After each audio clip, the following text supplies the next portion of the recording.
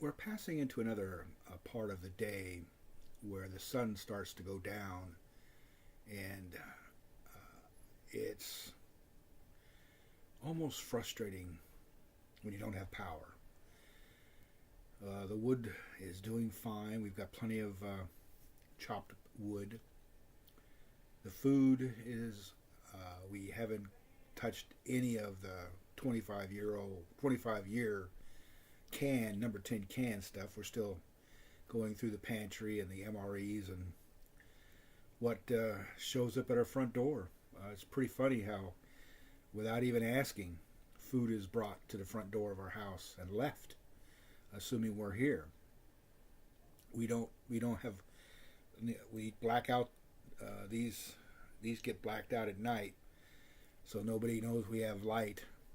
And I don't know why they assume there's somebody here. When they knock on the door, we don't answer.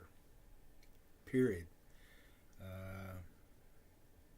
One of our dogs has passed, so we only have one dog left. And no, we didn't eat it. It's buried out back. Gave it a nice Christian funeral. One thing about solar is I can get the batteries. I got the car batteries out. We removed those, week one. Remove the car batteries, put them in the basement, set up the 300-watt solar panels in the backyard. You can't be seen from the front yard. Ran the cable through the hole that I drilled in the wall. And we get to charge the batteries, which is nice. They're one's marine deep cycle. The other three are regular 12-volt car batteries. But the trickle charging them with the voltage regulator from the inverter allows them to stay charged. We don't use them all the time. The 3,000 watt inverter I have is used to keep some of the creature comforts available to work. The EMP didn't take out that stuff. It was in the basement. Our house is a aluminum siding, and there's a ground rod connected to that aluminum siding. And the location of the home, the EMP went over us. There were some cars. It was kind of funny though. Some of the fuel controllers, dashboard regulators, and some of the onboard computers for these cars kept them from running because they wouldn't be able to set timing. They wouldn't be able to do the exhaust. These computer cars, they would run for 5 minutes and then quit because they overheat because they didn't have, it just didn't work. The 75 El Camino I found, we towed it to the house, and it's got the points, plugs. It's got a little small diode voltage regulator off the generator. It thing runs like a charm because it's a standard carburetor. The starter, it works fine because there's no microelectronics anywhere in that vehicle. Anything from the mid-70s earlier, you're seeing them out here running around. There's a taxi cab. The guy runs a 57 Chevy as a taxi.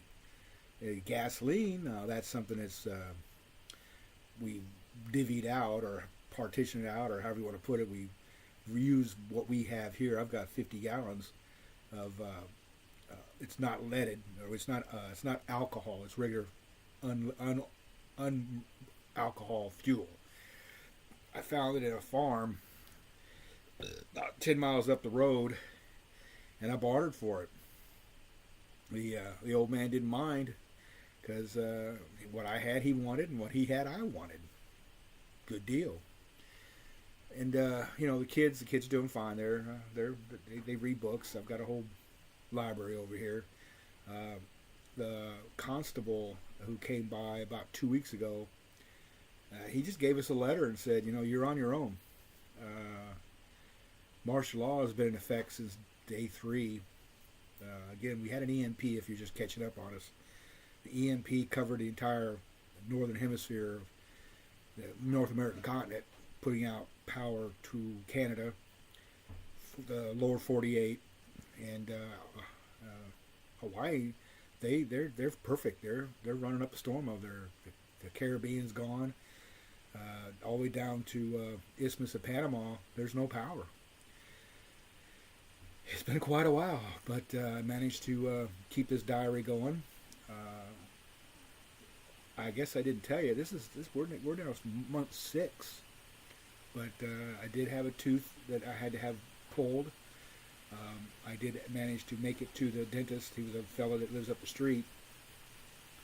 He, again, I bartered for it, so he pulled that tooth. I do have some antibiotic medicine that I kept from my last tooth issue, and painkillers. The pharmacies are closed, of course, but we still have what we had in reserve, and that's fine. That tooth now is gone. The other medicines I did manage to stockpile are being about once every 3 days I'll take my Coumadin. That seems to be, I have my own test strips that I used for my PTI&R, and it's running about average, so that's fine. I just have to watch what I eat. It was funny though, the ham radio stopped working. It looks like I blew out the first local oscillator. That's the amplifier to our reference antenna, and I can't fix it. I don't have the part. So I did manage to get my walkie-talkie hooked up to the external antenna, but I disconnect it nightly when I'm not using it, so that way if there's any stray RF come through, I don't burn up that first RF also. We do have television. We don't have satellite or anything like that, or cable, but the DVDs, the old VHS still works. And again, like I told you before, I have 120 AC through the inverter, and about every other day we'll treat the kids to some TV.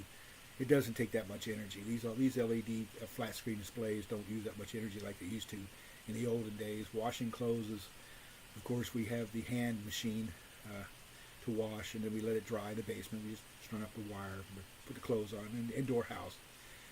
And that kind of humidifies the house too, so it's kind of a win-win. Spring's still a few weeks away, but I'm starting to do some seedlings down in the basement. They're doing okay. Maybe sometime I'll take you down and show you, but for right now, this fireside chat will be like it is right now, just to catch you up on what's been going on. Washington, D.C., no government. The state militia they're gone. There's nobody there. Everybody's home. These guys are like, screw you. We're going to be on our own here for a while.